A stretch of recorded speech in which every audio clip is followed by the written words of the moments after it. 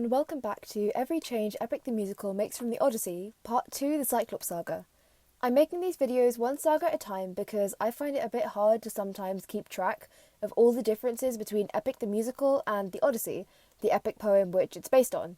If you haven't yet watched my video on the changes made in the Troy saga, I'd recommend starting from there, which will probably make everything make a bit more sense in this video. Please listen to the Troy saga and the Cyclops saga before watching this video, as each video will contain spoilers for the saga it's about and the ones before it, as well as potential spoilers for parts of the Odyssey and future sagas, but I'll try to mark those and I apologise in advance if any slip through. And just like in the last video, I'll just say it again that these are the versions of the Troy and the Cyclops saga that actually pay audio when you listen to them. Alright, into Song 1 of the Cyclops saga, Polyphemus.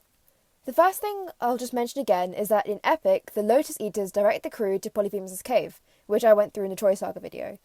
I was, admittedly, a little disappointed at the fact that only the sheep are mentioned and not the cheese that was in Polyphemus' cave. I understand that it takes away from the gravity of the situation, the tension that's building, but if the Odyssey could go on about Polyphemus' cheese, so could you, Otto. The overall interaction with Polyphemus is also much shorter time-wise than the Odyssey, in which Polyphemus eats 2 crew members when he meets them, then 2 the next morning, then 2 again that evening, before they finally escape the morning after that. In Epic, it would probably be really boring to watch 2 whole days pan out on stage, which mostly just consists of the crew just sitting around waiting to be eaten. So Jorge changes the order of events a bit to put all the death in one place in one epic battle scene in the second song, Survive. Yay, fun! I'm sure nothing terrible could ever happen. Oh wait, it does? What?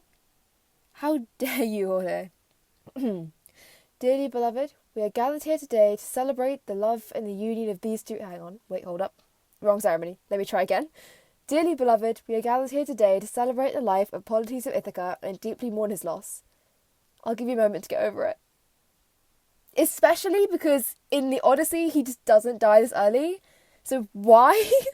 Okay, I can kind of actually answer this question because it's what I was supposed to do in the video. So basically, in a way, Polites' death marks the death of the open arms ideology, showing how it can't survive in the environment Odysseus finds himself in, and that he will have to turn to ruthlessness in order to survive. But still. Oh, and Polyphemus just gets knocked out? Don't worry, Odysseus explains why in the next song, Remember Them. He mixed lotus in the wine he gave Polyphemus, which is a bit different to the original, in which the wine is just really strong. I guess in Epic, Jorge wanted to show that poor Polyphemus was drugged, he wasn't just a lightweight. Okay, in all seriousness, it's probably just to have a smoother flow between events, a clear cause and effect, but I like my reasoning better. Also, I forgot to mention this one earlier in the Survive bit, but I think more people die here in Epic than in the Odyssey. I'm pretty sure that because there's no battle scene in the Odyssey, the only deaths in the Cyclops incident are the 6 who get eaten at various points, but in Epic, I think it's actually 14 people who got smashed by Polyphemus' club, and just to make everything worse, Polites got hit twice. That's right, our boy got double pancaked. Even a Styanax only hit the rocks once. Sorry, that one went a bit too far. Not as far as a Styanax fell, though. I'll stop now. Anyway, what was I talking about? Oh yeah, okay. I'm not too sure if it's too relevant that 8 extra people die in Epic. Maybe it increases the lack of belief that the crew have that Odysseus will help to keep them safe. Maybe I'm just getting everything wrong and I can't count. Who knows? Not that it's relevant, I'm sure. Anyway, after they blind Polyphemus, the whole nobody trick plays out the same way it does in the Odyssey, and the crew escape. Little side note, I'm not sure if they escape the same way they do in the Odyssey, which is clinging onto the sheep as they leave the cave to graze. This is the same way that they escape in Percy Jackson in the Sea of Monsters, the book, not the movie. So if you want a very humorous description of how that happens, would recommend reading it. Odysseus does mention grabbing the sheep and Remember Them, but I think if they actually escape this way, it would definitely warrant a bit more explanation in the song. I guess it would be too difficult to try and get a bunch of people to actually do this on stage or whatever if that's where this musical goes when it's finished. The ending of this song is also slightly different because we get a cameo from our favourite badass in the arena, unmatched winning queen of the best tragedies we've seen, goddess of wisdom, master of war, Athena. She just tells Odysseus to kill Polyphemus to tie up all those loose ends, but Odysseus, having taken in Polites' open arms message a little too much, claims that he should act merciful towards a Cyclops that has killed 14 of his men, including his best friend, and just leave him alive. This reasoning for not killing the Cyclops is different to the Odyssey, in which the only reason they don't kill him is because it would just be inconvenient. But in Epic, Odysseus openly and clearly shows that the reason he leaves Polyphemus alive is because he wants to turn away from ruthlessness and towards open arms. Honestly, buddy, I don't think that's what Polites meant.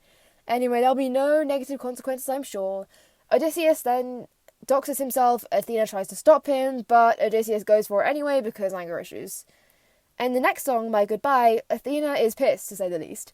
As the goddess of wisdom, she can very clearly see that it was not wise for Odysseus to give all his personal details to Polyphemus and then leave him alive. As a result, the slight strain and tension in Athena and Odysseus' relationship grows to a full-on bestie breakup. Poor Odysseus lost both his best friends in one day. Damn. This didn't happen in the Odyssey, but this version stops Athena from doing everything, forcing Odysseus to only be able to rely on himself and his own ingenuity to get through problems and get home. So that's where we leave Odysseus and the Ithacans at the end of the Cyclops saga, leaving the island and venturing back into the open sea. Is it just me, or is that like band name material, like Odysseus and the Ithacans? Yeah, that's probably just me.